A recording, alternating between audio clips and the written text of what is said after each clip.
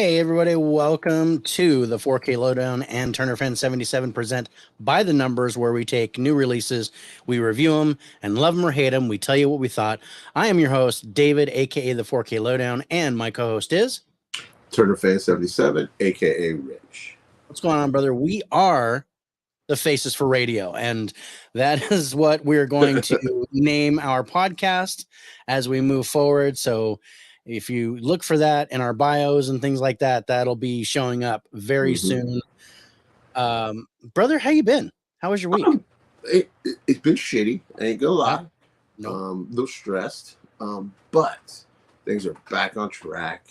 I'm right at home where I should be on By the Numbers. So that makes my day better because I love coming here. I love talking movies. I love our chats. Everybody that shows up. So yeah, man, everything's right now. Good. Speaking of showing up, we got Stacy in the house. What's up, Stacy? What's up, Stacy? How you doing, man? You finally caught a live show. I really appreciate you showing up, brother. And we got our we buddy really Spicy. Appreciate it. What's up, Spicy? Thank you so much. Special night. It is Thursday.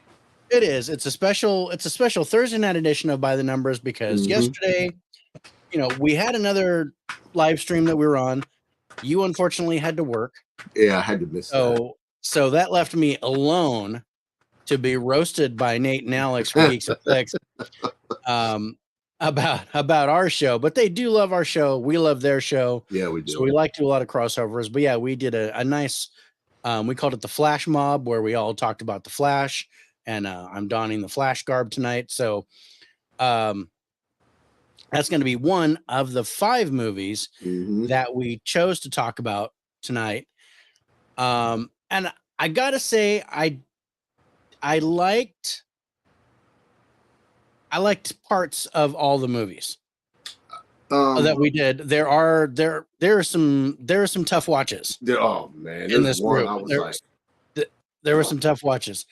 And I know, and it's really funny because your toughest watch was not my toughest watch because there was one where I really liked.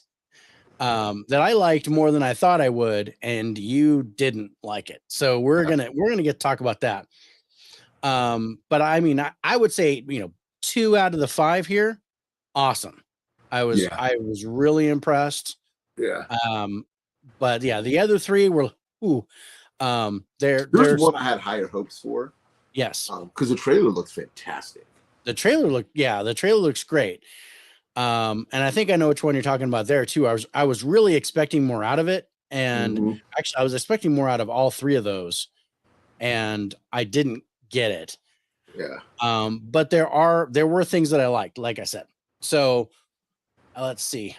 Spicy enjoyed the stream last night from the Flash. Yeah, I think I remember seeing you in there.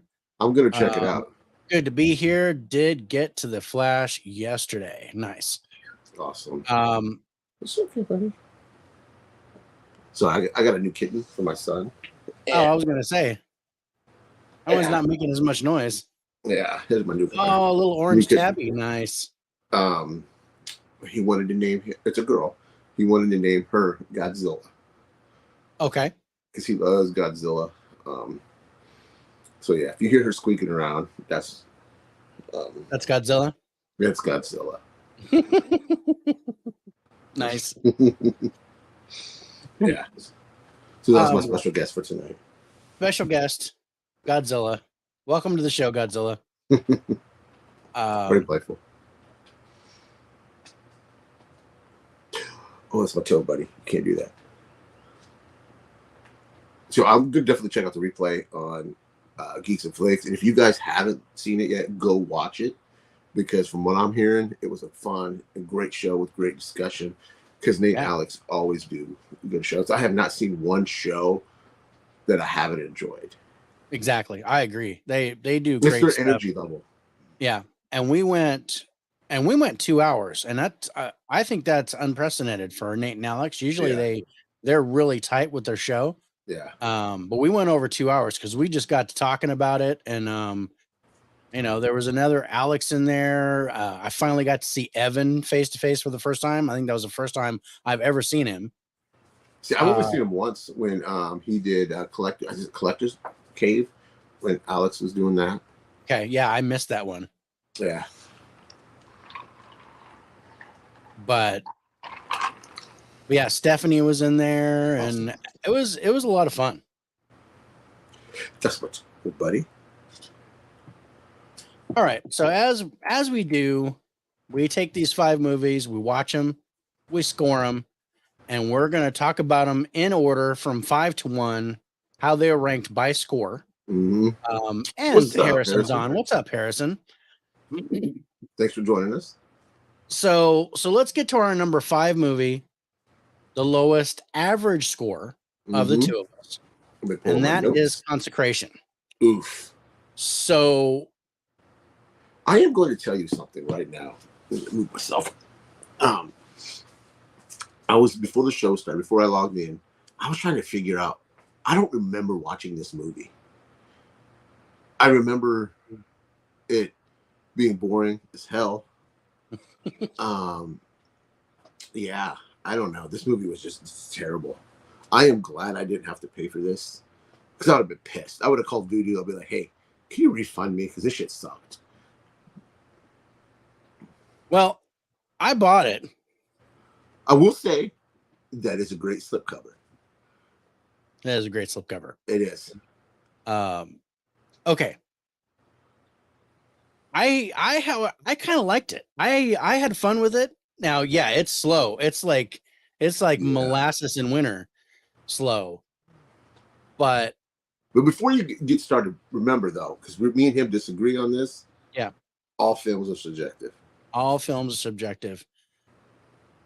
Well, we'll put our thing up before. But before I do that, and before we talk about Consecration, let's talk about Spotify for podcasters. Yeah, let's do that. They take the audio portion of this podcast, of this live stream, and they put it out on Spotify, Amazon Music, iHeartRadio, Pocket Cast, Castbox, Radio Public, and Google Podcasts, all for free. They sponsor us. They take care of us. And as we get more followers, they're going to give us more sponsors. So eventually, there might actually be some money coming back. But we're not doing this for the money. We're not doing it for the money, but it helps. Oh yeah, money always helps. But so far, we have yet to be paid. Yeah, but that's okay. We're doing this for fun, but we've got our voices out there for everybody to hear on their way to work or whatever. So if you guys have Spotify, follow us on Spotify. Yeah. Listen to our stream on your way to work or while you're, in the house, whatever. Walking. Exercising. Get on the treadmill. Whatever. And sometimes David goes deep into Dave After Dark, and if you're having sex with your partner, put us on. Put on that music. Get it. Yeah, exactly. Dave, you know what? I am here to help with all that. It can happen. See, where you could be listening to us, making out with your partner. No, like bam. That movie was really slow. We're the Viagra of little blue pills. So Consecration was blah. 90 minutes felt like forever. It did. Didn't hate, but it wasn't great. Hey, you're a poet and you don't know it's spicy. Yeah, I gotta agree there. It felt like it's only an hour and a half, but it felt a lot longer. It felt a lot longer. Now, this was in the theater. And it made just under $1 million, like $900,000 in the theater. How much? 900,000. So just less than $1 million. And I don't remember this being where I live in Iowa. I would have to drive to Iowa City probably to see this movie in a little theater, because they get some of these movies not with the part of Iowa I live, because this would have never touched my daughter's theater or the town over. No way. Yeah. Agreed. So Harrison says, feed those ducks. Stay says, Dave After Dark, the first sponsor Spotify gets. Trojan. Yeah. I was hoping hymns. Something hymns. Yeah, hymns especially, or one of those, especially with the hair loss and the male enhancement. Yeah, all that stuff. What's up, David and Rich? I know you haven't been paid, but we have all received great content. Oh, wait. Talking about listen to you guys while making love. The show has gone to a new level. That's right. We've reached the new low here with the Faces for Radio. It was never in CRU. Cedar Rapids. So in my theater, so we had 2 theaters in our town. I say had because one closed down when Regal like shut down like 100 of their theaters across the US. One of those was the second theater in my area. And that one actually showed Consecration. I actually had a free ticket to go see it, but I never did it. Mm-hmm. Because I was like, your theater an AMC? Oh, wait. What's that? Is your theater an AMC? Regal. Oh, okay. No, you said that. I was thinking. We had 2 Regals. So now we have 1 Regal, and then I have 1 Galaxy that's reasonably, like an hour and a half away. Oof. And then there's Fresno, which has all the IMAX and all that stuff, and that's 2 hours away. Oh, yeah. I don't even know if that's worth it. I don't think it's worth it.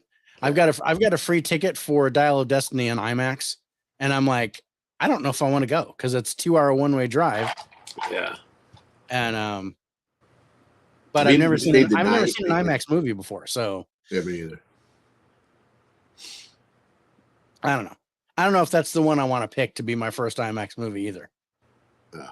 But okay, so yeah, Consecration made 900,000 in the theater. It is on Shudder right now, you guys. So if you have Shudder or AMC Plus, you can watch this for free. And I think that's a streaming service people should check out. Exactly, I agree. And I don't know if you noticed or not, because we watched. Do you remember? You remember Influencer, right? When we watched that, they were in the same house. And this is in the other one. There's the same house. I think it was Jagged Mind. It was, and I just remembered that the house in Jagged Mind at the end was the same house from Influencer. Oh, I didn't know that. Yeah. I was like, this house is familiar. And I was like, oh crap, it's from Influencer. And I was like, oh well, but Jagged Mind was on Hulu and Influencer's on Shudder. So that was kind of weird. Yeah. But not to stray away from this one. So let's go to some of our highlights. Let me pull my notes up. I think this part's going to be really quick. Yeah. So your highest score was a 5. You were like 5s and 4s across the board. Mm-hmm. I actually gave a 9 to the ending, and I gave an 8 to the wild card because I did like it. It was creepy. It was. There were a lot of these false scares behind people, and I really liked the ending. But they never explained it. Remind me. Where about the car or no? Well, that whole bit, because everybody's trying to attack her, and they get stopped by some unseen force, and stab themselves or whatever. They show how all that happened, but they don't explain it. They just kind of show it, and you're like, I was like, oh, that's cool, but why? How is this happening? And I did like the car. I did too. Now, is that the main star in this? Was she the girl from Saint Maud? No. Okay. When I see her, I said, man, she looks familiar. Yeah. No, that's Jenna Malone, and she was in Hunger Games. She was in the Hunger Games series. Oh, maybe that's why. For some reason, I was thinking it was Saint Maud. Yeah. See, I like Saint Maud more than I did this. I did not like Saint Maud more than I did this. Really? Yeah, I liked this. I had fun with it, but yeah, I think it was really slow. Did Rich even watch the movie? It doesn't matter. It'll be in his top 5 of the year. Oh fuck, Evan. I watched this movie like 2 weeks ago. Evan, me and you. Me and you, buddy. Right here. But now I watched it yesterday, but yeah, like I said, I thought it was creepy. it moved at a snail's pace. That was my biggest problem with it. But I actually enjoyed the movie. But see, this is where it goes back to the discussion we had on earlier before we went live. I mean, I'd rather us not disagree, but have different opinions. I'd rather have a discussion. Yeah, I don't rather us not have the same opinion about every movie. Mm-hmm. But I like it. I like it when we have the same opinion, but I like it when we have a difference of opinion that we can talk about it.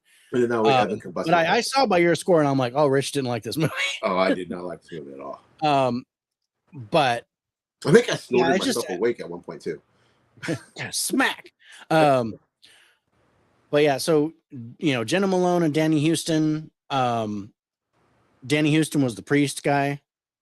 And you might remember him. He was in 30 Days of Night, and he was Ludendorff in the first Wonder Woman movie.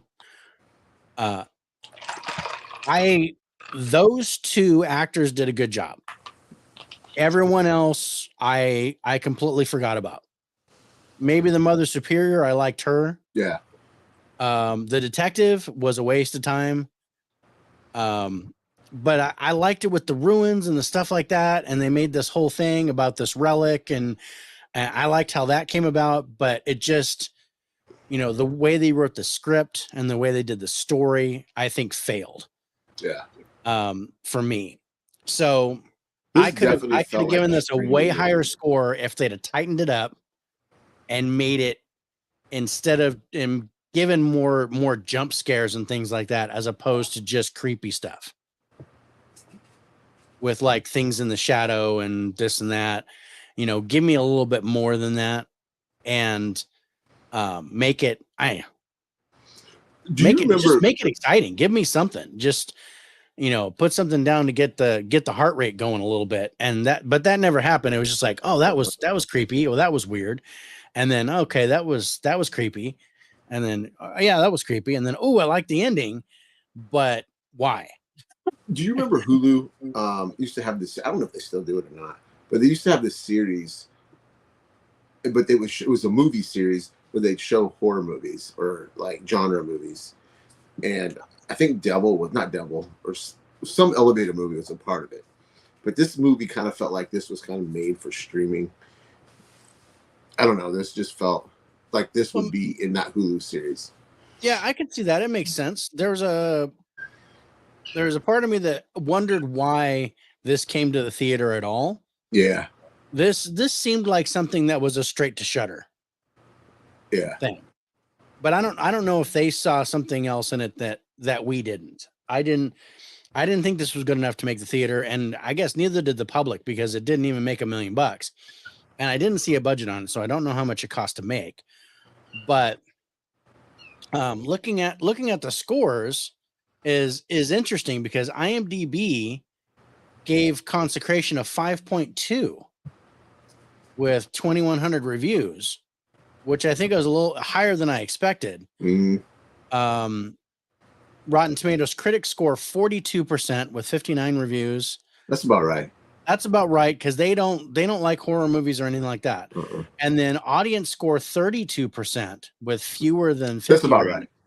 So not I'm way above those guys, because I don't know. I saw something that they didn't, but I saw stuff that I liked. You gave this a 47, and I gave it a 65. So average score of 56, and that's why this takes the bottom spot, because even though this is probably my third favorite of the group, because you had it so low. You had it so low at number 5, the average score still ended up being the lowest score. This is your third favorite? Yeah. Now I like this better than Unwelcome and Jagged Mind. Oh, we're gonna have a disagreeing night. But this is the only one. For the other ones, we're actually pretty close. This is the only one where our scores are vastly different. Oh yeah, I have other pictures. Not that it matters. Yeah, I mean, visually, it was a nice looking movie. I thought cinematography was actually pretty good. I think I gave it a 7. I mean, I still gave it 5 because it was Yeah, boring. you wouldn't give anything over a 5 for this.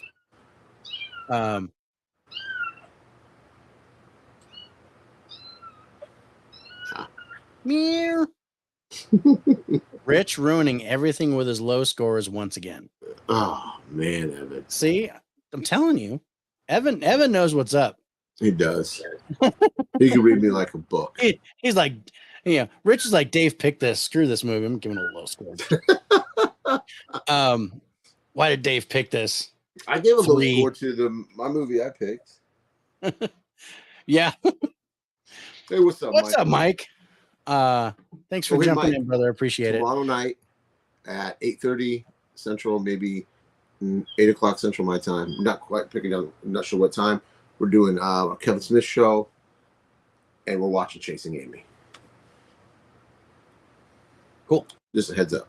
I will not be there, but no, you will not. I will be there in spirit. Yeah, because I always support you, bro.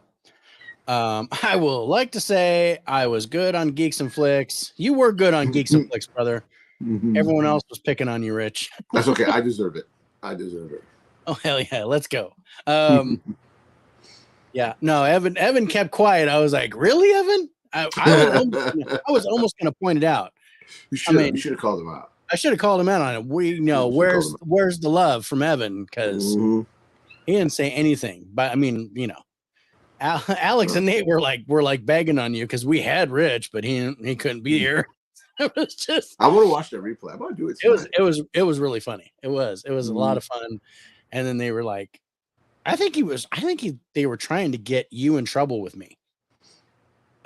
Which was hilarious because they were like, oh yeah, he totally threw you under the bus and says all these pictures are yours. And I did say that. I will take credit for it. I forget what movie it was. Nate commented about you picking a movie that a trash movie because I rated it low or something on Letterboxd, and I said this was David's pick. That's what I said.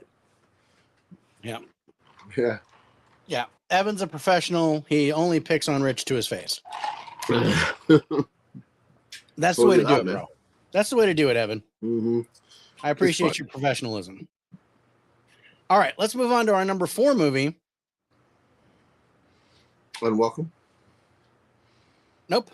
Ooh, Jagged Mind. So our number 4 movie is on Hulu right now. It's called Jagged Mind.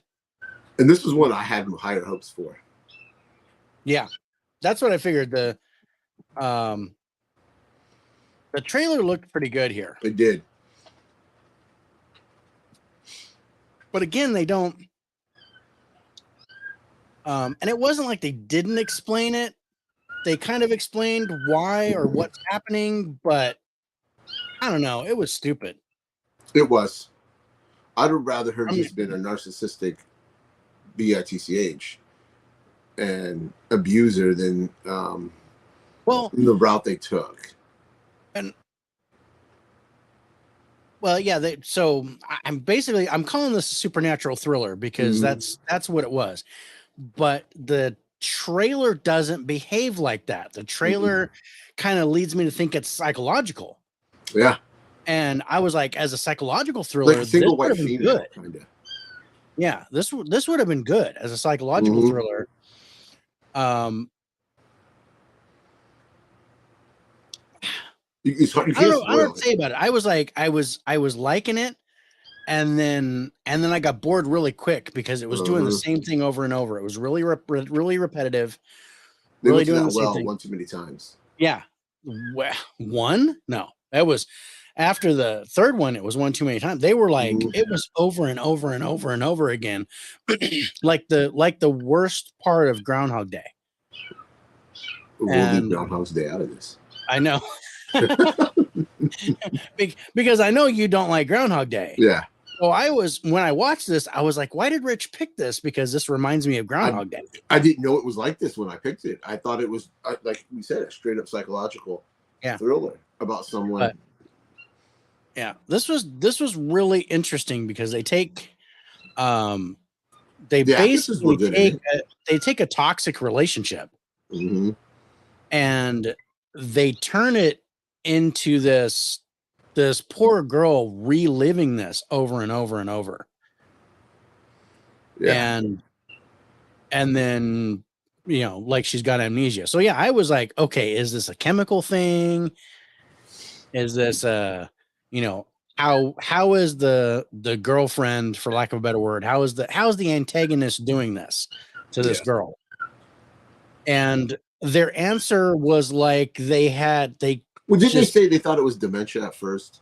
yeah. Or Well, early they said signs of they dementia. because they her mother had early onset Alzheimer's. Yeah, or something like that. So they thought that was, I thought, you know, that would have been cool Yes. if it was her early onset Alzheimer's and she was taking advantage of that. Mm-hmm. I didn't mind the supernatural element. It was just like they just threw it in there because they didn't know how to answer the question. Felt very last minute. Yeah. Very like, you know, let's just do this. And oh, okay. So and then it was this whole voodoo hocus pocus stuff. And I was like, all right, whatever. I'll take it as it is. The lead in this, I thought she did a good job. I thought all the actors in here were pretty good. There was one person I recognized, and that was the shaman, the witch doctor shaman guy. I recognize him from Heroes. I recognize him from Marked for Death with Steven Seagal. He was the main antagonist there. But I liked him, even though he just spoke Creole for the entire movie. I liked his character. I liked the acting as a whole on here from everybody. But yeah, again, it was just like all this stuff was happening, and I'm like, okay, I want something on the other end of the equal sign. And then the answer they gave me was like, what? Yeah. Sorry, the cat attacked my foot. The cat's trying to get your attention. Hey, Godzilla just attacked Tokyo. It did. Tokyo, get it? So I'm going to rewind that a little bit. This bugs me about movies nowadays, and I know it's the era we live in, but it really bugged me that at the beginning, before the movie even plays, they put this movie. The disclaimer. Yeah, you're talking about the disclaimer. Oh yeah, dude. I hate that. Just I let was a movie like, be a movie. Yeah, I was like, right off the bat, I'm going, really? So yeah, so guys, you know, like I said, this is on Hulu. At the beginning of the movie, they put a disclaimer saying that this contains like, you know, bad relationship shit and like some kind of advisement, like some kind of disclaimer that, hey, there's going to be like relationship violence or domestic violence. And, you know, we don't condone this, but we're just warning you that it's happening. And I was like, okay. And yeah, that's the way society is now. I hate that. To try to, you know, so people won't get offended by stuff. Yeah. I don't know. I didn't mean to get on my soapbox. It's just something that bothers me. No, it bothered me too, bro. You got on your soapbox, and I'm like, oh yeah, I'll be right next to you on that soapbox because I agree with that. I think, it's art, whether it's good art or bad art.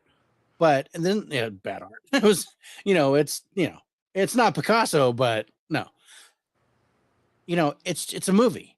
You're not. If I'm offended by the material, which Rich has done to me, I'll watch the movie and then that's it. And I gotta say, I was expecting, you know, by that disclaimer, I was expecting this to be worse. Yeah, I was like, why was that there for? I mean, I was expecting like her to be constantly beating this girl. And again, you know, if it was about the Alzheimer's and stuff, I think it would have been better. I think it would have been better, you know, because she would have been like, how did I get this bruise? Or how did this happen? Yeah. Or that cut, that same instead cut. of these random cuts, how did these happen? Like other stuff, like, oh, you have a spiral fracture of your wrist, or you have this or that.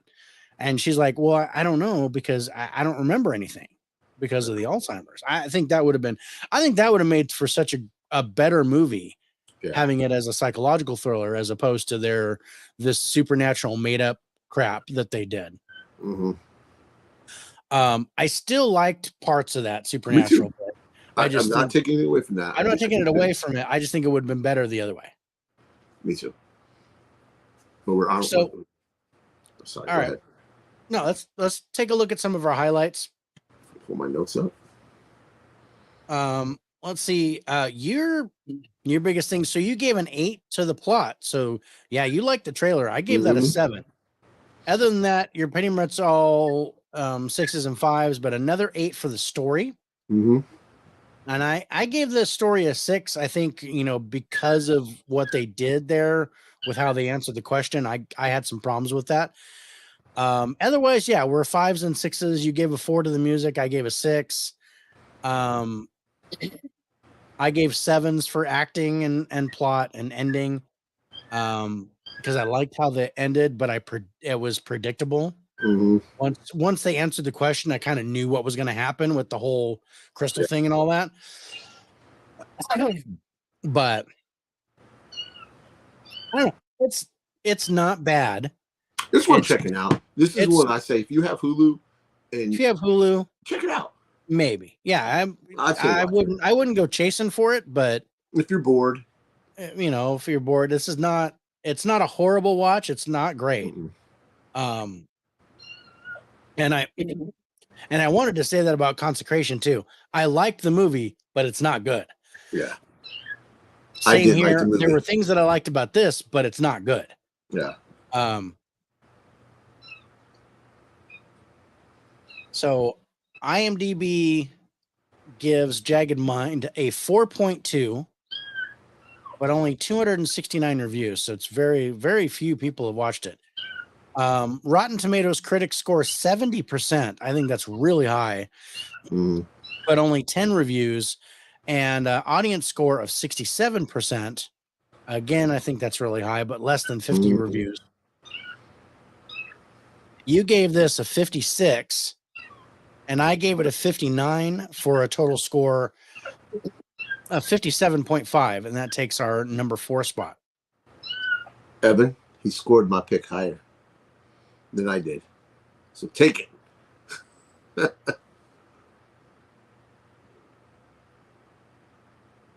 You okay? Yeah, I'm coughing for some reason.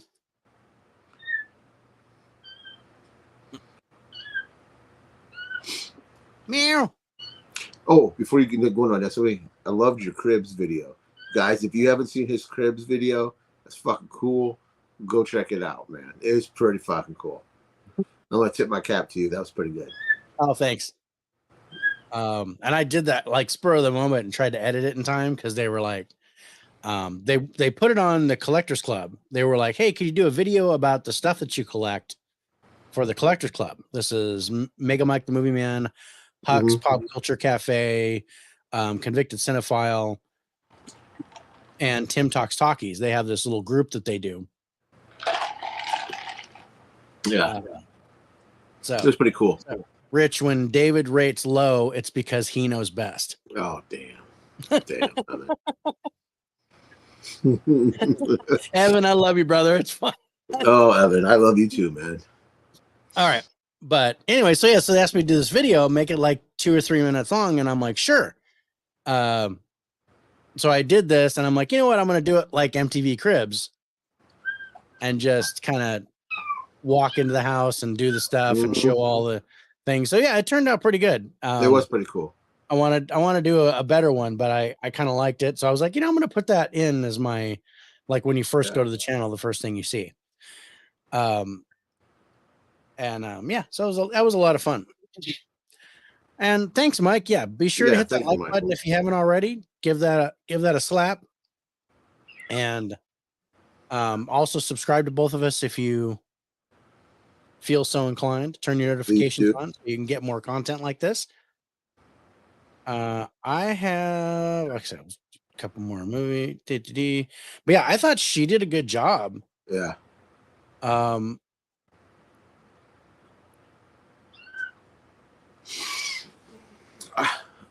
I liked it for what it was. It's a one-time watch. I will never watch it again. Watch it again. Yeah, I would never go back. I don't recommend Consecration.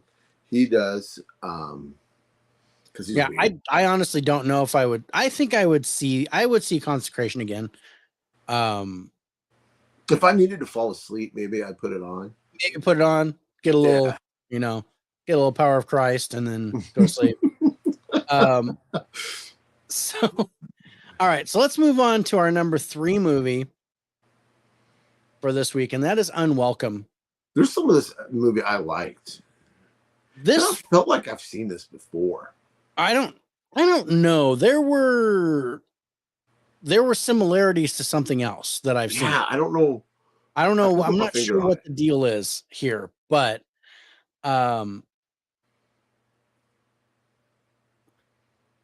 there was of course, the cast I recognize. Yeah. More than I thought I would. I mean, I know Hannah John Kamen from she was Ghost in the second Ant-Man movie, and she was also in the series Killjoys, which I really liked. So Stacey, yeah, the Cribs was pretty epic. Needs to be a community challenge. Would be cool seeing a bunch of these. Oh, that's a cool idea, Stacey. Yeah, it is. Oh shit! Good thing the lid was on.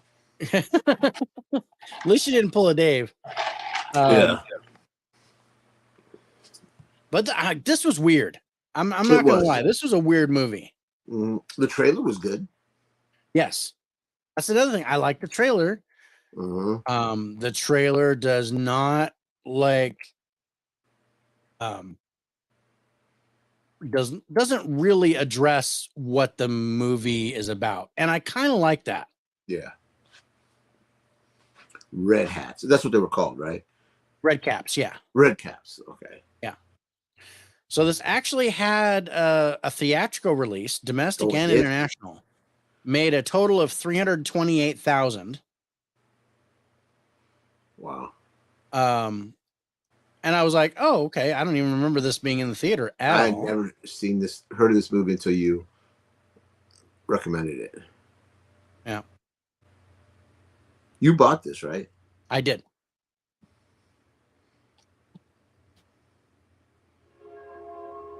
Nice. And there's the train. No slipcover on it, but I bought it for her because I like Hannah John Kamen. I like her. And it was funny when I watched the trailer, I'm like, oh crap, she's pregnant. She's not going to really fight in this movie because she's pregnant. But she fights a little bit. Was she pregnant in real life? Yeah. I don't know if she was pregnant during this movie, but she was pregnant in real life. Oh, okay. That would be interesting to know if she was actually. She looked like she was really pregnant. She did. If she's not, they did a good job making it look real. Because sometimes when they show pregnant, you're like, that's not real. Yeah, she's just got a basketball under there.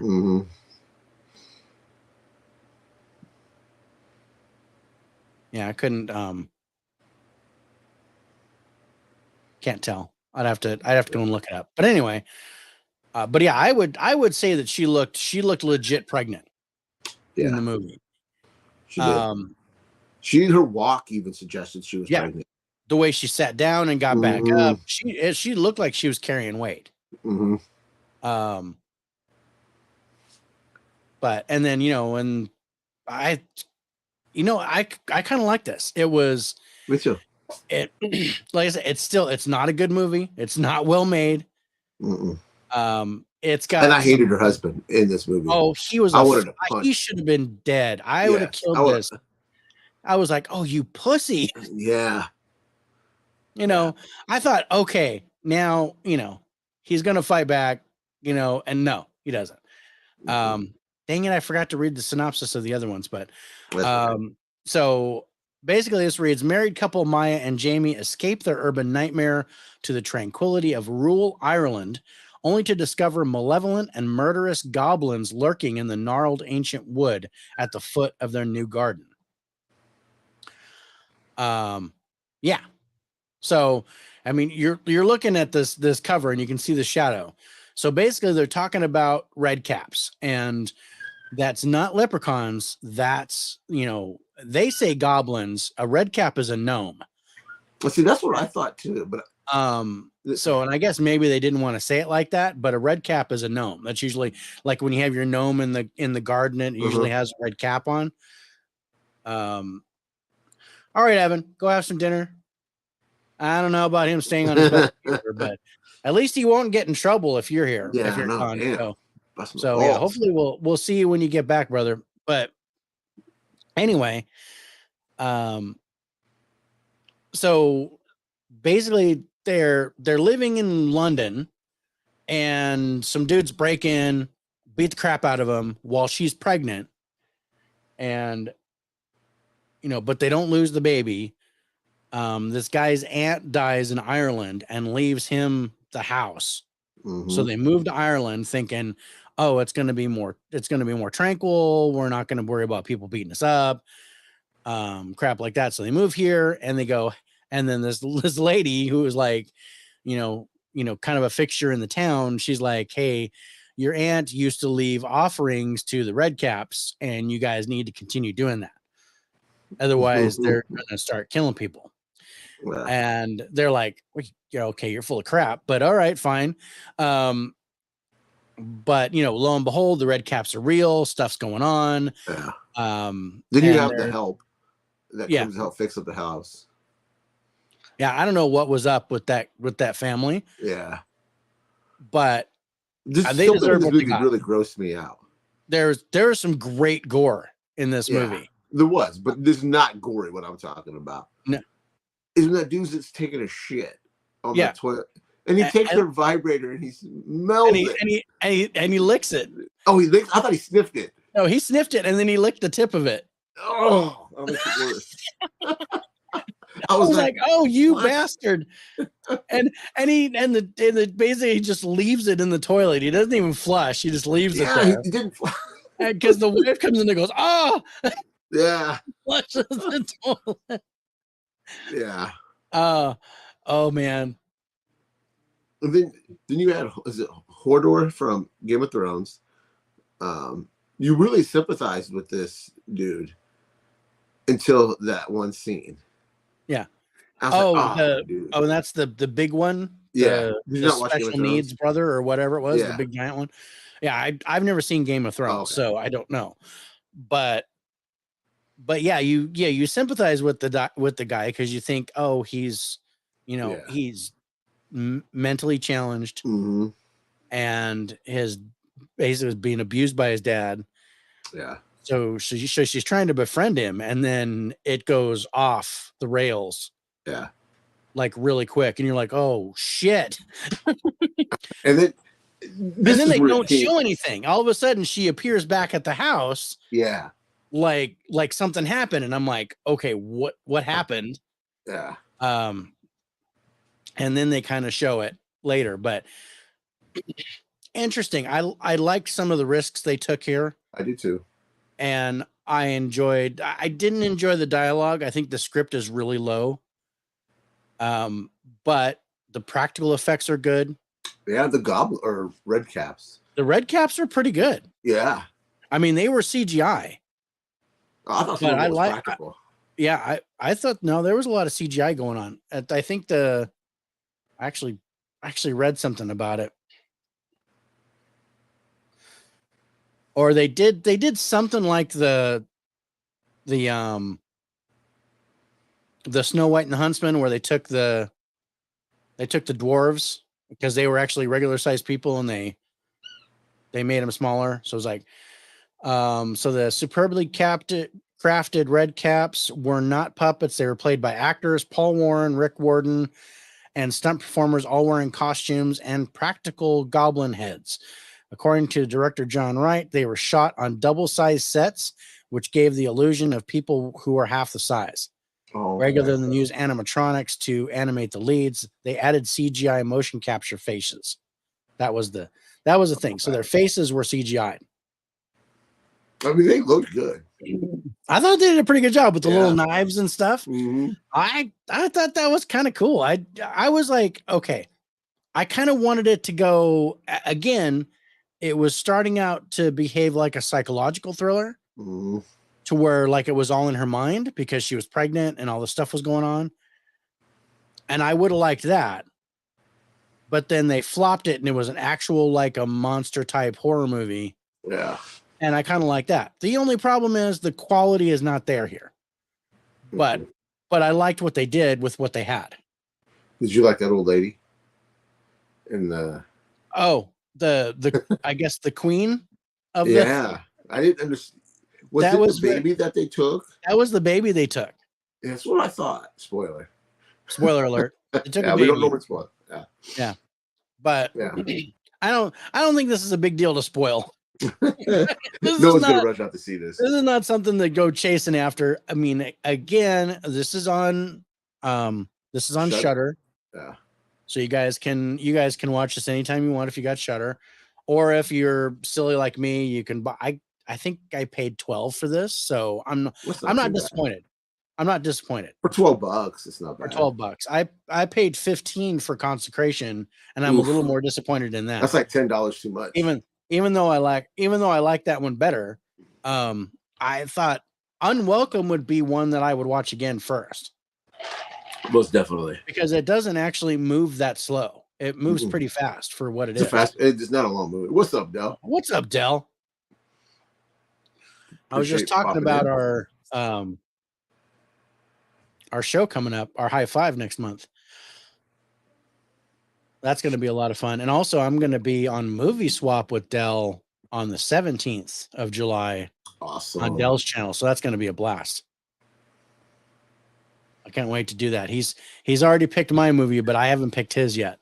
So I'm going through to see which one I want to watch.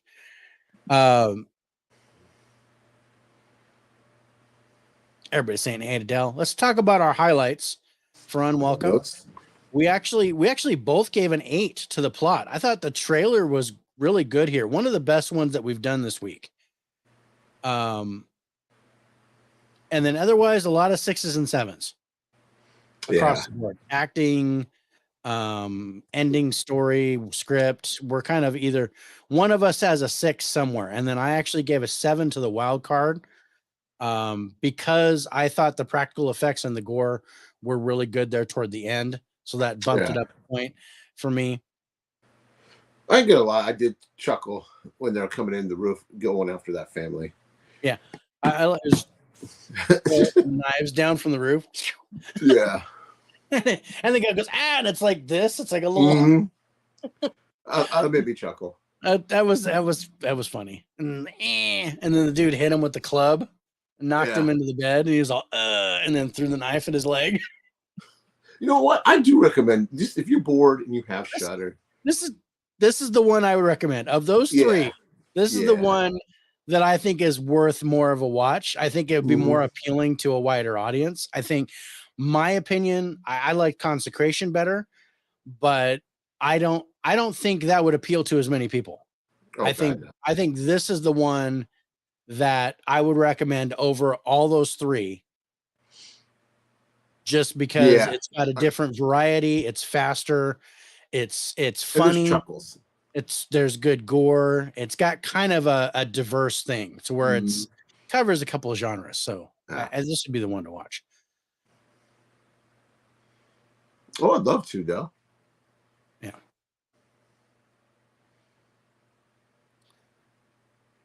Oh, looking at a couple of the. That is a cool. I did like that. There's some good cinematography here. Yeah, but this also reminded me of something else, but I couldn't put my finger on it. Yeah.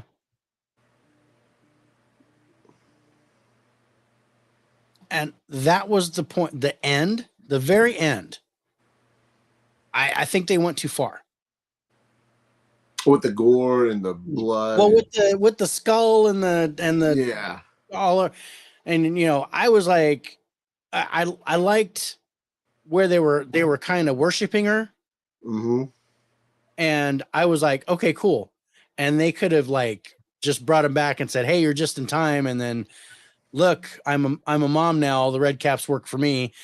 And I think that would have been cool. But then the whole ceremony with the skull and the blood and stuff, I didn't know. And then whatever the husband was doing, I didn't know if he was crying or laughing or shitting himself or maybe all the above because he was a fucking weenie. I didn't like. He should have killed. He should have been killed. He should have been killed. He should have been killed in the beginning. Yes, yes. Because he caused that. That was all his fault. I should have killed him in the beginning, but then they wouldn't, you know, she wouldn't have gotten the house. So otherwise, you know, he should have been killed by the guys who were fixing the roof, the family. That killed him. And then let the red caps kill everybody, and then it's just her and the baby. But yeah, he should. And I was like, man, I recognize that kid. I know who he is, and I couldn't place it. And then I remembered, like right at the tail end, that he was in Pride and Prejudice and Zombies. Yeah, no. And I was like, dude. And I don't know why they wrote his character like that. I understand that not all men are masculine, myself included. Yeah, I'm very metro, but that's so funny. Everybody used to call me metrosexual. Yeah, because I like to match. I'm very metro. I like to cook. You know, as far as my family goes, I'm the nurse. I'm the one that takes care of the kids when they're sick. And then my wife's the handy one. She's the one that repairs the furniture and does the stuff. And then I do all the computer stuff and the electronics and things like that. So my wife and I have a great contrast, but it's kind of polar opposite. She's the one that likes the tools and the building stuff. And I like the nuances and, you know, things like that. So, but I would still be better than what he did. Well, I'm protecting my family. Right. I think anybody would. I can't imagine anybody, male or female. I'm not even discriminating here. Anybody. His dude was just a straight up pussy. Family better than what he did. Right. He hid underneath the fucking table. Yeah. He hid underneath the bed. He hid underneath the table. He hid underneath the bed at the end. And waited till everything was over. And then I don't know. Yeah. Fuck that guy. He should have died. So, all right. Let's take a look. Let's take a look at our scores. So, Unwelcome on IMDb gets a 5.1 with 3,400 reviews. Rotten Tomatoes critics score 64% with 45 reviews. Audience score 41% with 100 plus ratings. You gave this, again, you hit the 56 mark with it. I gave it a 60 for a total average score of 58, and that takes our number 3 spot. Yeah. Check it out.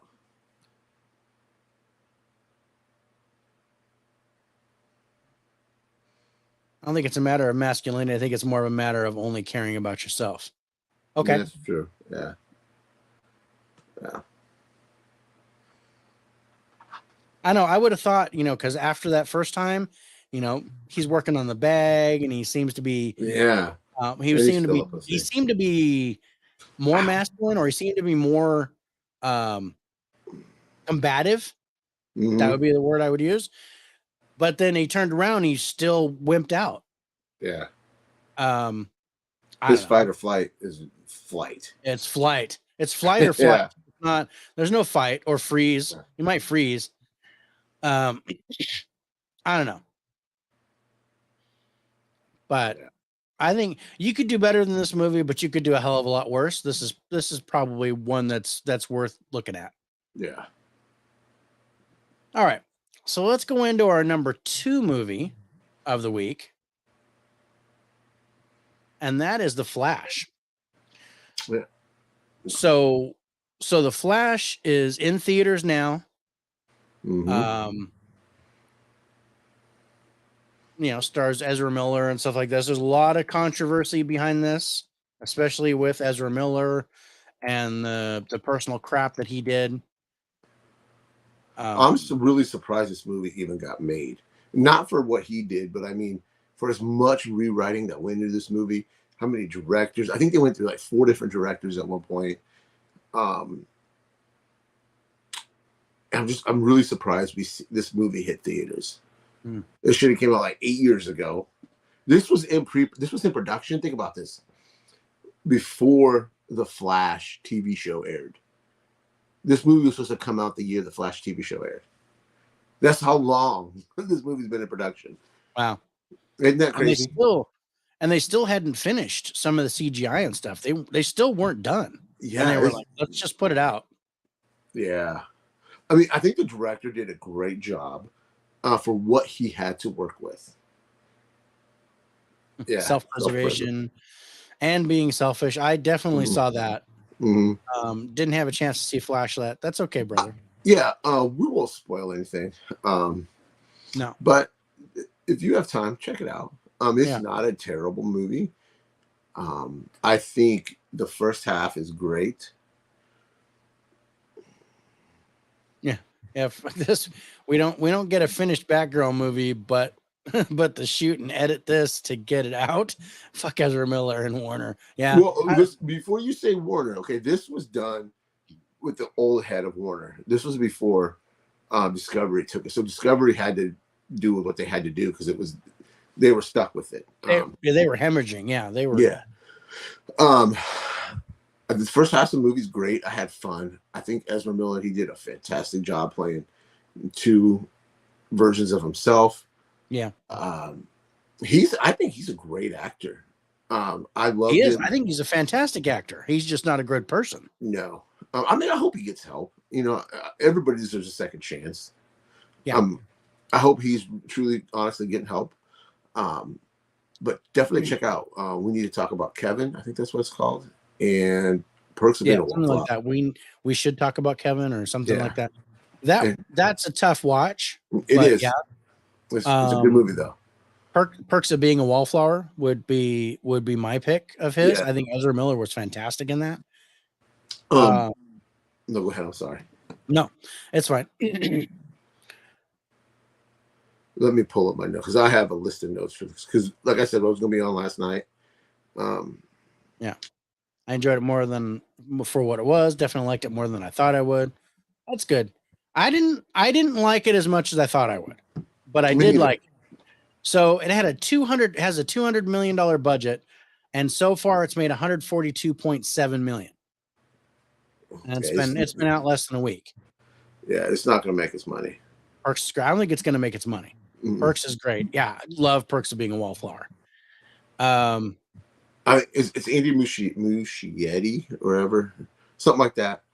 I think he did a great job for what he was handed. And he's going to be doing Batman Brave and the Bold.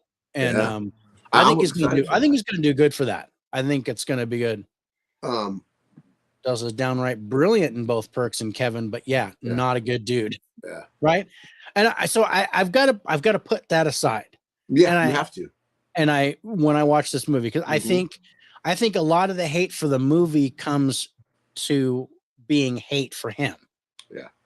And wait a minute. Let's just put a pin in that just for a second. But outside of us in the know, I don't think the general audience knows what Ezra Miller has done. Ask your wife, is she in, or would she know who Ezra Miller even is? Like if you ask my mom, I'd have to say that the cutest starred in Flash. So yeah, and I'm agreeing with you to a point, but everybody knows that he did something wrong. They don't know what he did. I don't even fully know what he did. But everybody knows he did something wrong. And you know how cancel culture is these days. That is true. But he wasn't canceled. This dude was never canceled. No. Well, they had talked about it, kicking him off of this and refilming the whole show, and then they said, nah, we can't hemorrhage that much money. We're gonna go ahead and just finish it, let him do it. But then he's out for Flash too. Yeah, make no point. He will never be in a Flash movie. Never be Flash again. It's over for him. Yeah. I don't care if this movie would have made $1 billion. He would not be Flash. No. And I really, and I'm not going to spoil it, but I think that's why they ended it the way they did. Yeah. And this was in the discussion yesterday on Geeks and Flicks, how we talked about his state in the universe and why they ended it the way that they did. So so I think more people know than you think. He's been trending on social media platforms and every other day. I agree with that, Del. And I like I said, I think everybody knows I don't think everybody knows fully what he did, the whole shebang. Yeah. But I think a lot of people know that he did something wrong and that they're all canceling him because of that. And I think that's a source, not the source, but a source of some of the hate that this movie is getting. Just like how Will Smith and Emancipation came through, because Emancipation is fantastic. It is.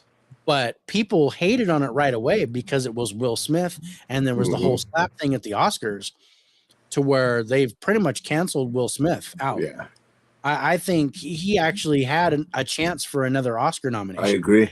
With Emancipation, because it was fantastic. But because of what he did, he's blackballed from the Oscars. But I think more than that, I don't think he'll get love for a while. I bet you'll get love with Bad Boys 4. Bad Boys 4 will get love, but I don't know. I don't know if he's going. That might be a turning point for him. That might help him out. I think it will. I think what he did was wrong, but people are acting like he molested somebody. Well, yeah, people are like he sodomized Chris Rock on the stage, and he didn't. He walked up and he slapped him. I mean, it's not, and then he cussed him out. Now, I still thought, with my wrestling background, I thought that was a work. I thought they planned that. The way Chris Rock played it off and stuff. And, I know now that it wasn't, but it behaved like a work to me. It was staged. And I was like, okay, so they're trying to do something cool for the Oscars, but then now, Will Smith's not allowed in the Oscars for 15 years or 10 years or something like that. He won't be in the Oscars for a long time. Not even allowed in the arena. But I think I'm just going to give my thoughts. I'll go on record and say I am not a Michael Keaton fan as Batman. He does a serviceable job in this. This is not what sold me on this movie, but there is a Batman in this movie that I absolutely loved. I love seeing Batfleck come back. I think he is the best Batman. I love seeing him just one more time on the Bat Cycle, which was taken from Batman the White Knight. Hopefully I can get you to read that sometime, because that's a fantastic series. He's wearing the blue and gold, or the blue and gray outfit. I love that. I just wish we could get a Batfleck movie, just straight up Batman movie. Maybe one day. I thought he did good. Yeah. I didn't like the girl that played Iris. She was annoying. I thought she was just. Yeah, I've seen her before. She was. I can't remember where. The Justice League movie. I think it was a Justice League 4-hour cut or something. Because she's the same girl that cast, I thought. Yeah. I don't want to spoil the CGI. I know people keep saying about the Speed Force CGI. That's not what bothered me. That was fine. But when they're fighting Zod, some of that, or when they break Supergirl out of prison, some of that is very video game-ish. It didn't look very well. Where this movie falls apart is the last half of the movie. It's terrible. All the cameos. I think the CW did a better job at Infinite Crisis, or whatever the hell it's called. They did a better job than the Flash movie did. I agree with that. I think they did. So, once Keaton showed up in the film really kicked off for me. I can't stand Ezra Miller's voice or acting.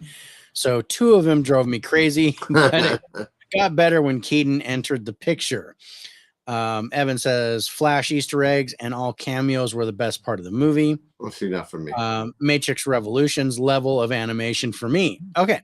And I'm taking that as a bad thing. So I agree with all this to a point. Now, I liked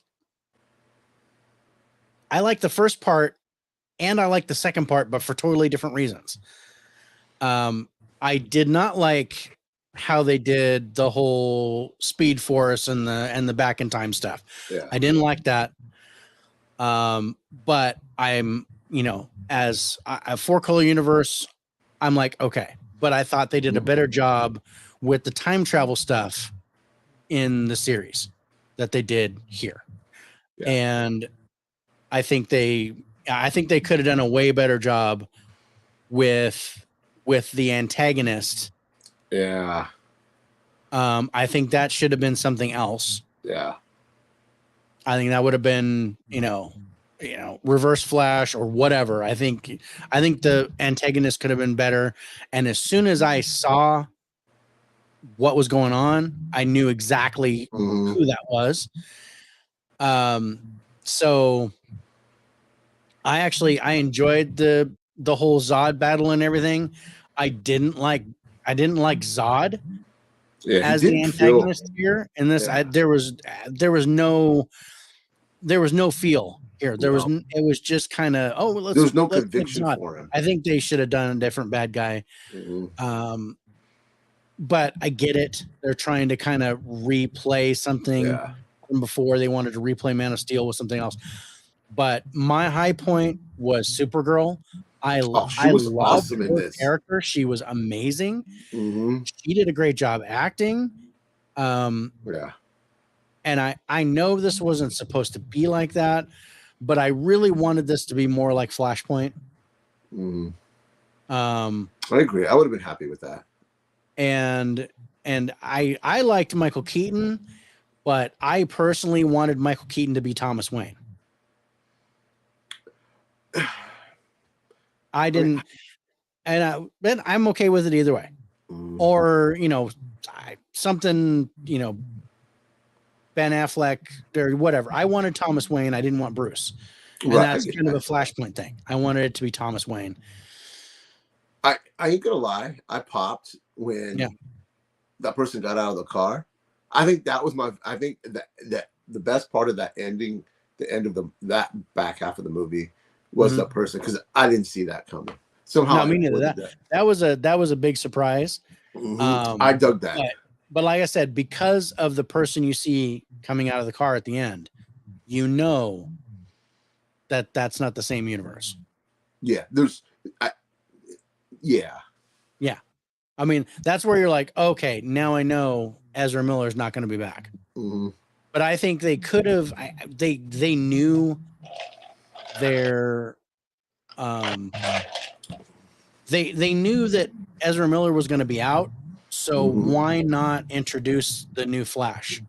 Or at least I think they don't have him cast yet. I mean, I don't think they have him cast either.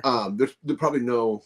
I wouldn't mind seeing Grant Gustafson. I wouldn't mind seeing the guy from the series. I wouldn't mind seeing him in one of the timelines here, because they did this whole thing with Adam West and the Supermans and all that. They did this whole thing with the timelines. Why not put Grant Gustin in there as the Flash? And here's the thing. This superhero can't be Helen Slater good. Okay. I think you're in for a treat though, Del. In more ways than one. But I'm not going to spoil it for you because you haven't seen it. Oh, you like a cameo, Rich. Make up your mind if you like them or don't. Going back to last week. Yeah. I like. Oh, no, it was that Geeks and Flicks. I think it was on Geeks and Flicks I said that. Yeah. I liked the cameos. I like the throwbacks here.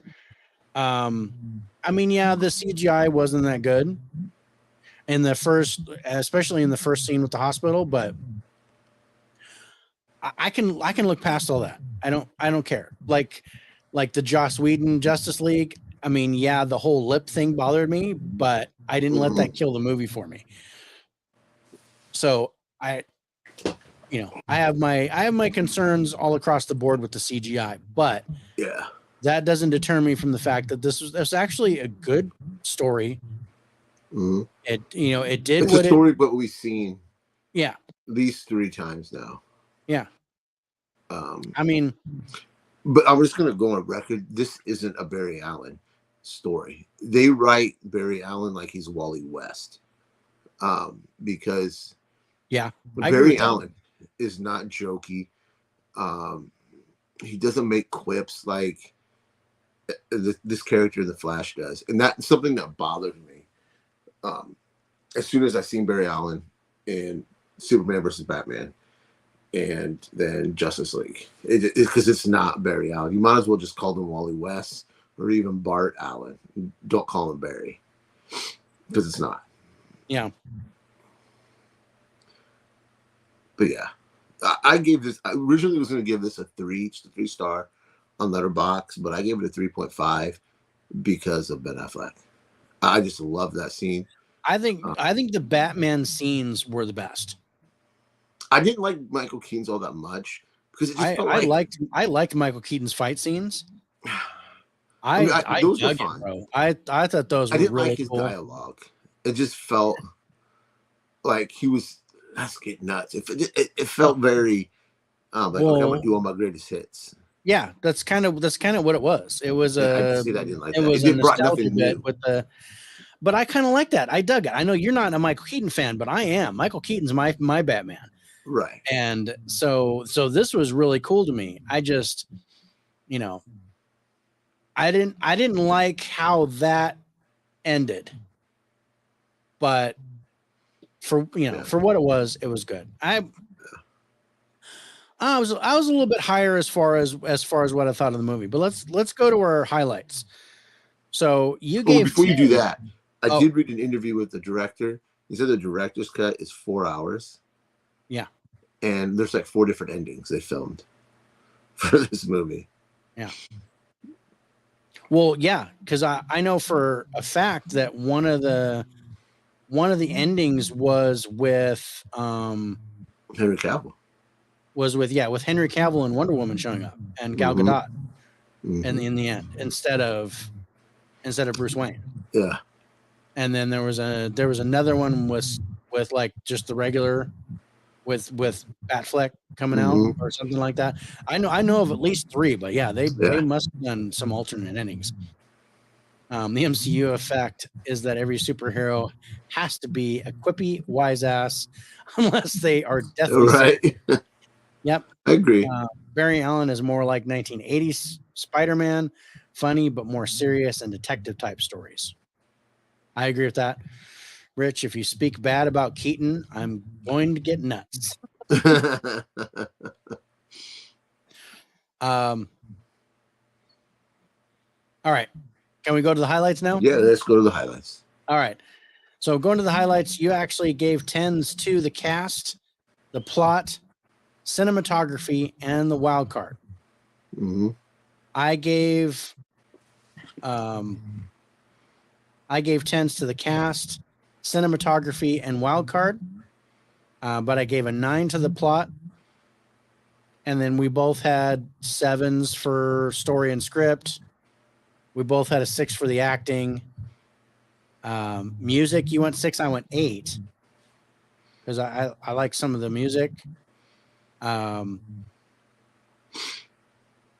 But interesting. I think all in all, it's a solid film, especially for DC. I would put it in my top 10 DC. Yeah. So IMDb gives The Flash a 7.3 with 57,000 reviews. Rotten Tomatoes critics score 66% with 319 reviews and an audience score of 84%. You gave this a 78 and I gave it an 82 for a total average score of 80, and that takes our number 2 spot. It's a good score. It's a good score. I think it's well deserved. See, look at that. That's just badass right there. Yeah. Like I said, I thought they did the Batman scenes better than the Flash scenes, because then you got this. Yeah. And I hated that whole baby thing at the beginning. Yeah. I was like, oh. I had problems with it, but it was funny. I think all in all, if I'm looking at this, because I found myself comparing the speed scenes to Quicksilver and X-Men, because I think those are awesome. And these did not stack up. But I get it, because in like Days of Future Past, for example, that Quicksilver scene cost more than the entire movie put together. That was the most expensive thing. It cost him like 28 million just to do that scene where he's getting everyone out of the house as it's exploding. Mm-hmm. That cost like 30 million, and the rest of the movie was like half that or something like that. It cost like more than the rest of the movie put together, Right. From what I understand. So I get it. Top 10 all DC movies or DCEU? DCEU. Not all DC movies, because I don't think it even comes close to stacking up to the Dark Knights. Yeah. The baby thing made me so uncomfortable. I wanted it to be over so bad. That's really funny. Well, just remember, if you're going to put your baby in the microwave, just make sure it's done. All right, so we've got one more movie, and it's our number one movie. And that is Extraction 2. I wasn't sure this was going to beat Flash until I watched it. It was way better than Flash. It was really good, bro. Now there's some far-fetched stuff here. Oh, of course. But there's one scene that everybody has a problem with. And it's in the trailer where the helicopter's shooting into the train, and he's basically turns and he hides, and he's hiding behind a ladder, and the gun's not shooting him. And everybody has a problem with that. There's memes all over the internet about it.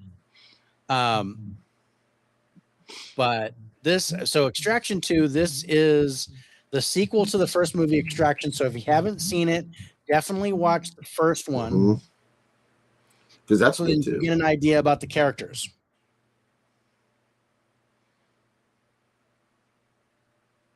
And they're both on Netflix.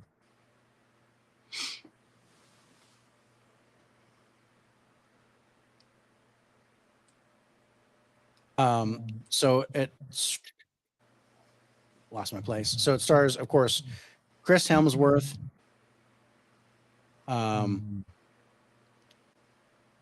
There's a few other people, but Chris Hemsworth is like the main draw here as the protagonist. And basically reads, after bravely surviving his grievous wounds from his mission in Dhaka, Bangladesh, Tyler Rake is back and his team is ready to take on their next mission. And their next mission is to save this mother and her two children from this prison, was they're stuck in prison with the dad. Because the dad's like a famous Russian mobster or whatever. And he goes in and extracts the mother and the kids, and shit happens, things explode, and that's how the movie comes about. So there's no real like complication here. It's a one-man army movie is what it is. Done well. Yeah. Extraction 2 was better than the first one. Totally agree. I did like the first one though. First one was fun. Haven't seen this one yet. Definitely do. There was story and acting, not just action the whole time. Exactly. I agree with that. Mm-hmm. I thought that they actually did more with the story here than they did with the first one. And Chris Hemsworth is just job.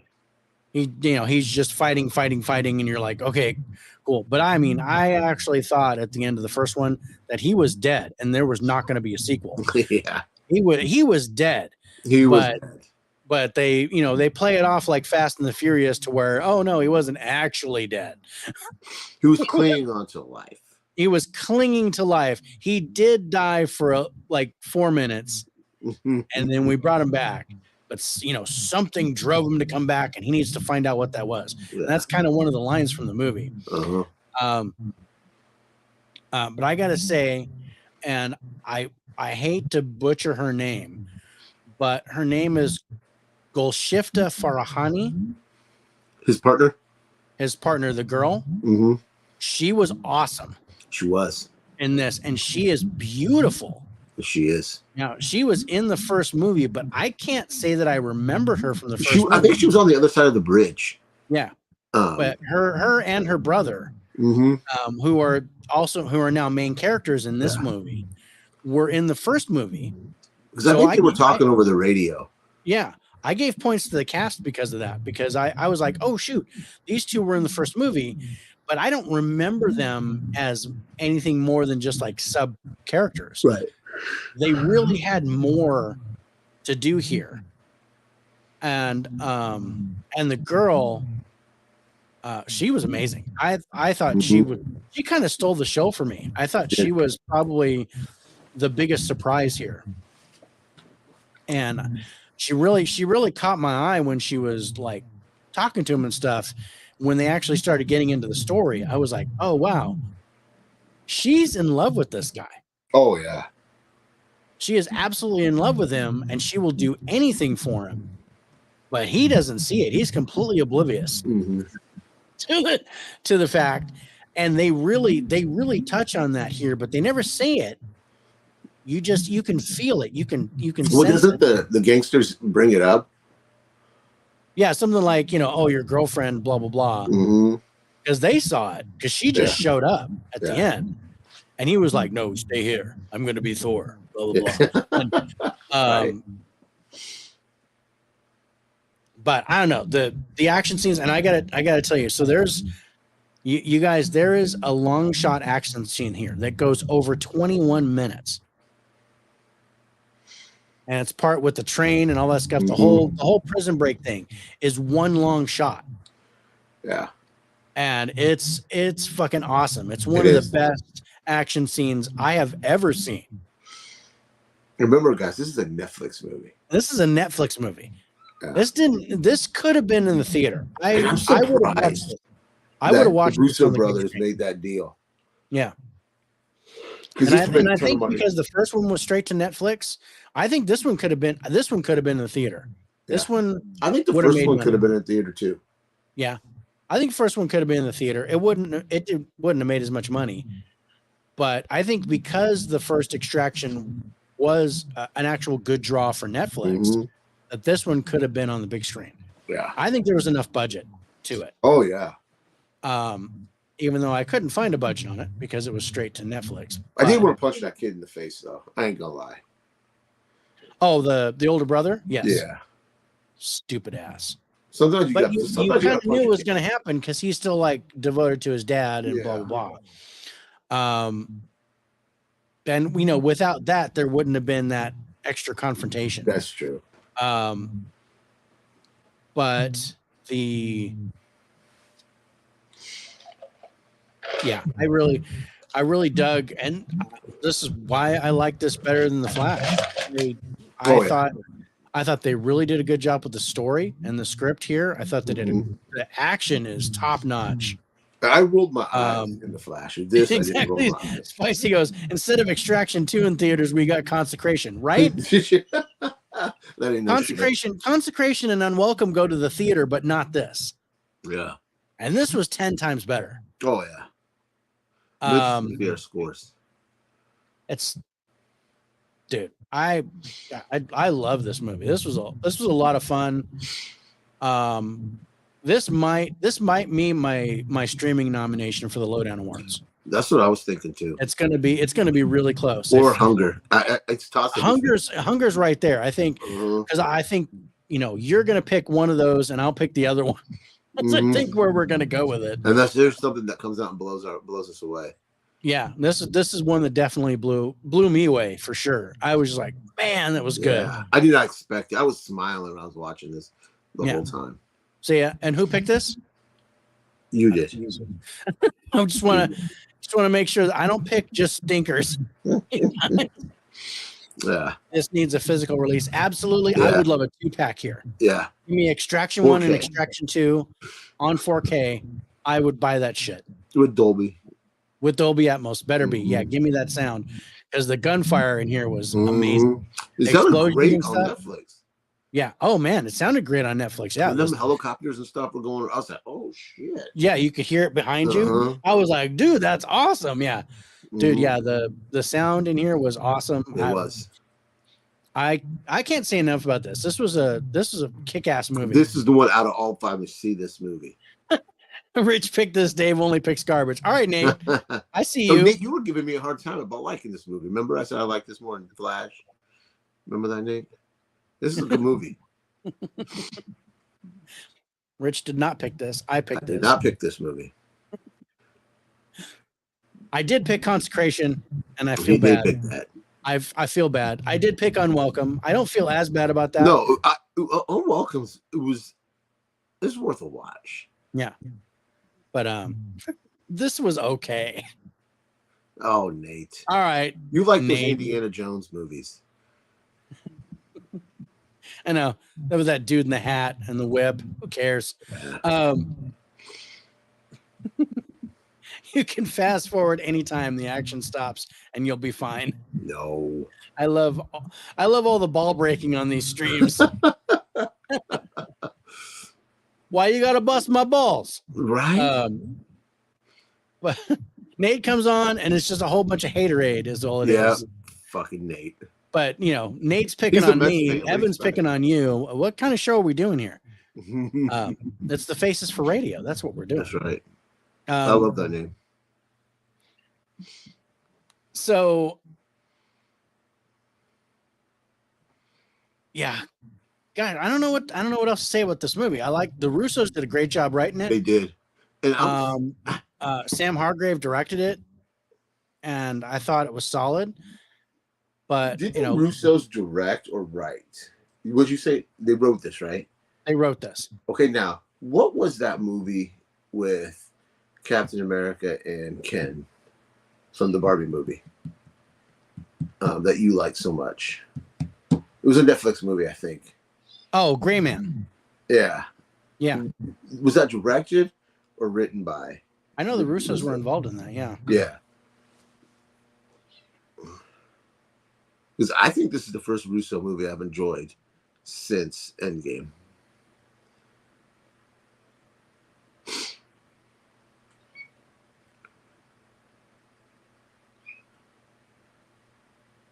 Like, actually enjoy. I want to watch this again. Yeah. They directed and wrote it. Joe Russo wrote it, but Anthony and Joe both directed it.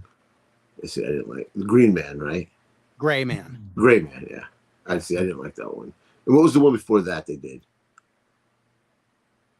Oh hell, I don't know. There was a string of movies. I was like, oof, man. Was it the characters that made them big names? I know they did Endgame. Yeah. They did. What was Winter Soldier? Director? What was it? Gray Man, Cherry, Avengers Endgame. That's Joe Russo. I don't know if Anthony did something else.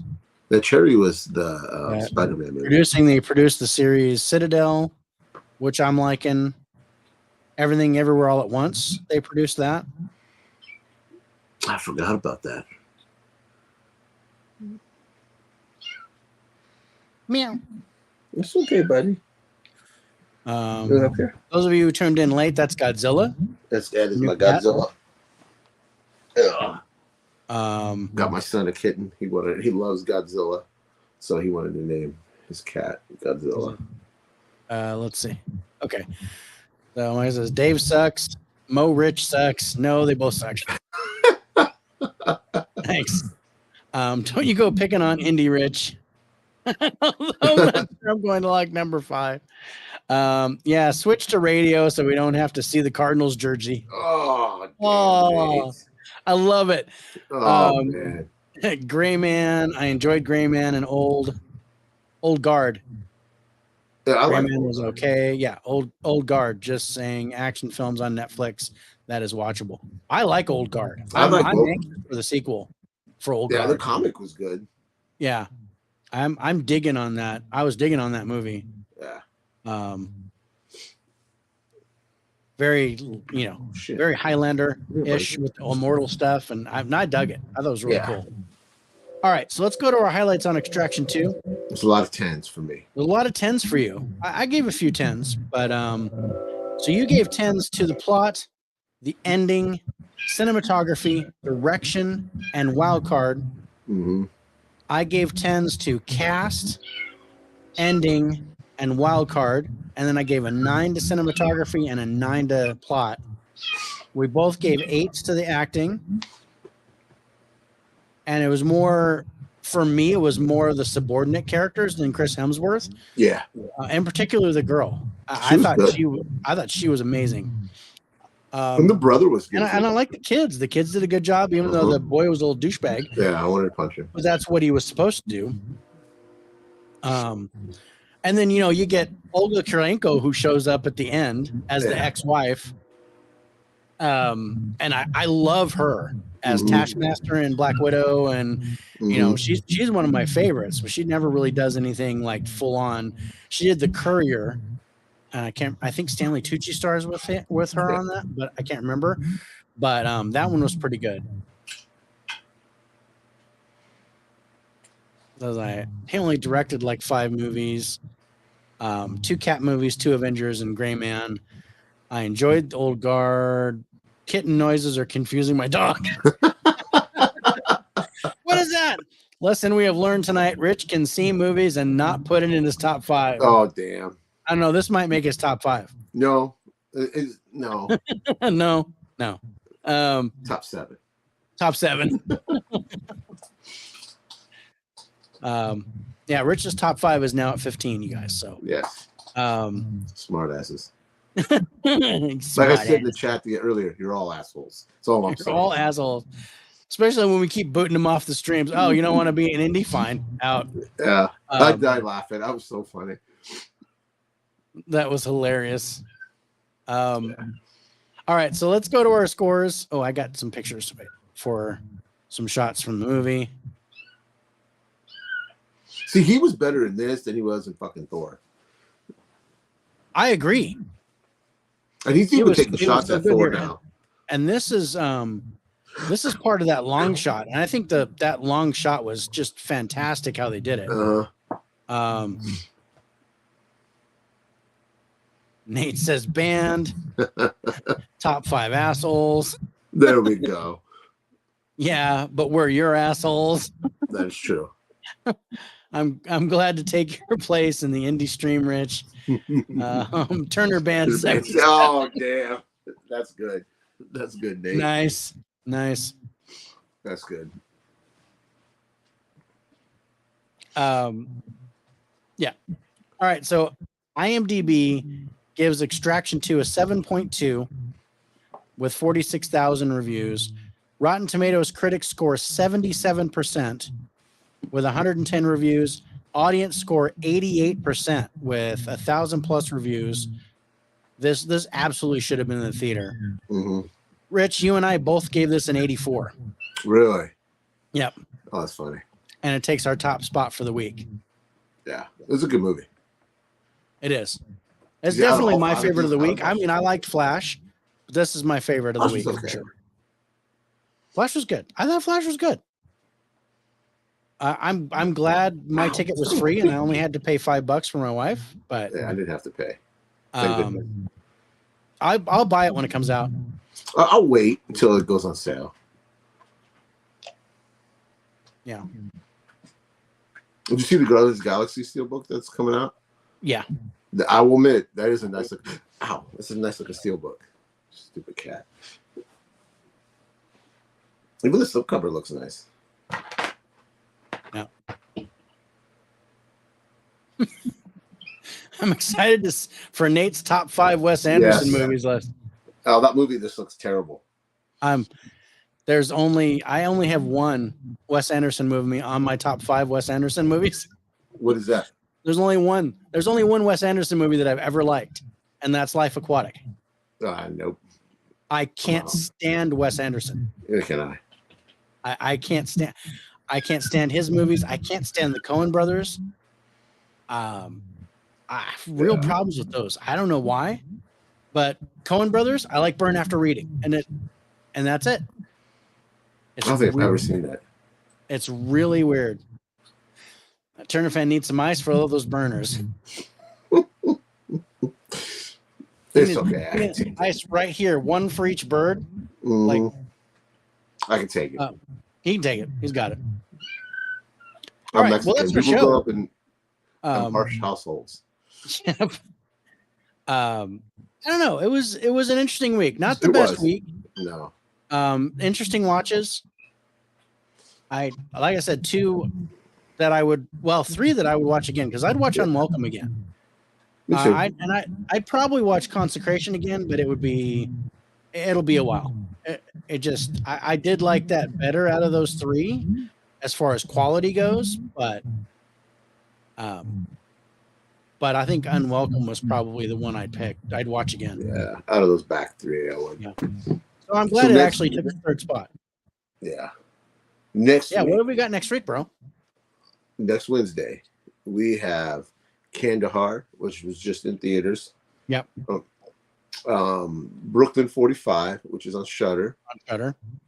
Man from Toronto, which it's been out for a while, but it's just now coming out on Blu-ray, right? Right. It's been on Netflix for a while, but it just hit physical release last week. Yeah, we're gonna be reviewing that.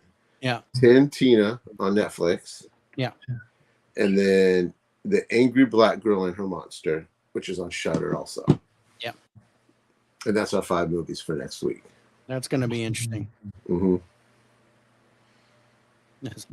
I actually like Wes Anderson, but hate Life Aquatic. See?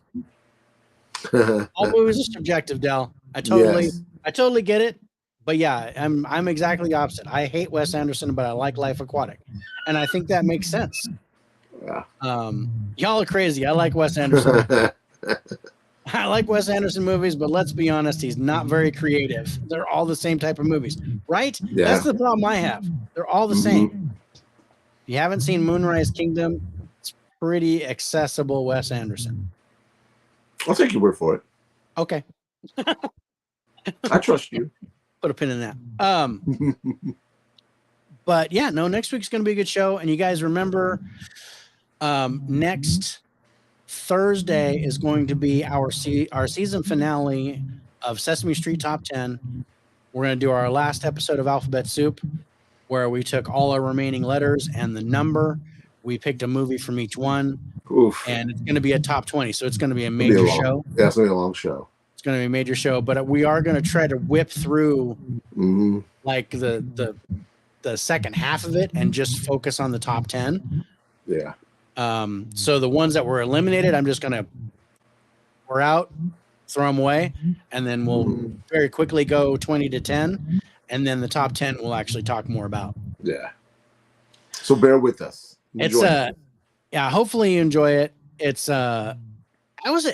interesting. I got through the scores and I did all the math and everything, and it's interesting what our number one is. I didn't expect it. How close were we? I was really surprised at our number one. I really was. Really? Yeah. No, I can't wait to. It was not what I thought. I don't know the numbers. I don't know the order placement. David doesn't tell me. I come in being. I surprise him with all that. So he has his numbers, but he doesn't see my numbers. Yeah. And then I do all the math and put it all together. So yeah, it's all in the spreadsheet ready to go. And I've already done the intro and outro and everything's done. I even did pictures with the scores. Oh, so shit. The scores are on it. So yeah, I actually really went all out this time. You did for the season finale. I'm looking forward to he's excited for we're not even supposed to be watching this today. Tomorrow. That'll be fun. It's going to be Chasing Amy, one of my all-time favorites. David loves that movie too. Just joking. Bullshit. No. So by the numbers, we're going to be kicking off a new season after our 2-week break, right? Yeah. So you guys, our shows on the 5th of July and the 12th of July are going to be recorded, and they will drop around the same time. So you can watch them anytime you want. But we will not do those live. Yeah. We're recording those beforehand. And then I'm going to have them scheduled to drop on the Wednesday nights. And then we will be back on the 19th, 17th. Yeah, that's going to be a loaded show because our picks 19th. We will back on the 19th of July, and that's when we're going to hit all all the theatrical releases that are coming out while we're gone, like Indiana Jones. We're going to look at Joyride, Indy 5, Mission Impossible, Dark Reckoning, Insidious, Red Door, and then we're going to look at Bird Box Barcelona. Yeah. Is going to be our one streaming one that we're going to look at. So that's going to be a loaded show on the 19th, you guys, and that will be our first live show back. Yeah. For season 2. I've only seen the first Insidious. Do I need to watch all the other Insidiouses to watch Insidious the Red Door? I don't know. I would definitely watch the second one. Isn't there one like a key or some shit? No, that's the third one, I think. The fourth one is the Lost Key.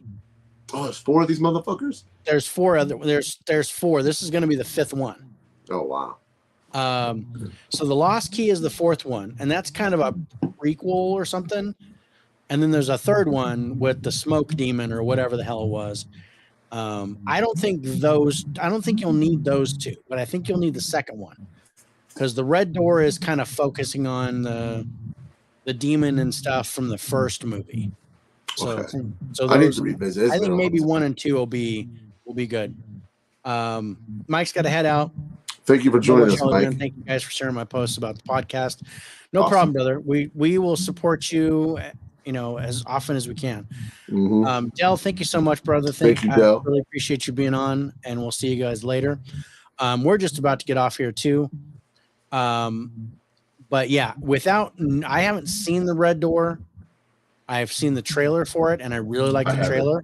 But it seems to mainly focus on the demon from the first movie. So, if I think you could get by with just the first movie, but I might say probably watch the second one. Okay, I will. To get more about the Black Bride. Okay. Because I think she's going to be involved, or he. But maybe not. I think the first one will be fine though. I don't know how much of the rest of them you'll have to see, because it's just the Lost Key is the Lost Key and the other one. Those are kind of different stories. So I don't think you need those. Okay. I'll just check the first 2 ones out, and then check the first and second one out. I'll go back through and I'll watch the 3rd and 4th one and see. But from what I remember, I know one of them is a prequel, which mainly focuses on the psychic lady. And I don't think you need that. And I think that was Lost Key. And then the other one was kind of a different story. So I don't think you need that. So I don't think you need 3 and 4. Okay. But I would definitely do the first 2. Oh yeah, I will check those out, man. So that's really it, man. We're good. Yep. All right, we're gonna get out of here. Again, I want to thank you guys for watching us live, and also thank everybody for watching us on the replay. We really appreciate it. Yeah, Nate agrees. 3 and 4 are prequels. Thanks, Nate. Thank you, Nate. I really agree with that. Thanks, Harrison. I appreciate that, brother. So yeah, tune in next week. So we're back on Wednesday next week, 6:30 Pacific, 8:30 Central, 9:30 Eastern, for episode 25. Wow, by the numbers. And then again, we're going to do 2 recorded shows, and then we're back live on the 19th of July. And then we have our Sesame Street Top 10 season finale coming up on the 29th, next Thursday. And again, that's going to be 6:30 Pacific, 8:30 Central, 9:30 Eastern. And I'm going to try to keep it under 2 hours, but I'm not going to hold my breath on that. Because this one went 145, 146. And we did 5 movies. Yeah. So our top 10s usually go 2 hours. Yeah. So we're probably to go 3 hours. My guess. I think we'll probably go 3, but I'm going to try to whip through the last 14, and so we're just focusing on the top 10. But we'll see how that goes. It's a lot of movies, man. It's a lot of movies, and great movies too. The scores are amazing on these, so it's awesome. All right, what do you say we got out of here, bro? Let's go. Thank you for watching, guys. Appreciate you guys. Take care. God bless. Be safe. Watch movies, and we'll see you next time. See ya. on the Faces for Radio. Love that.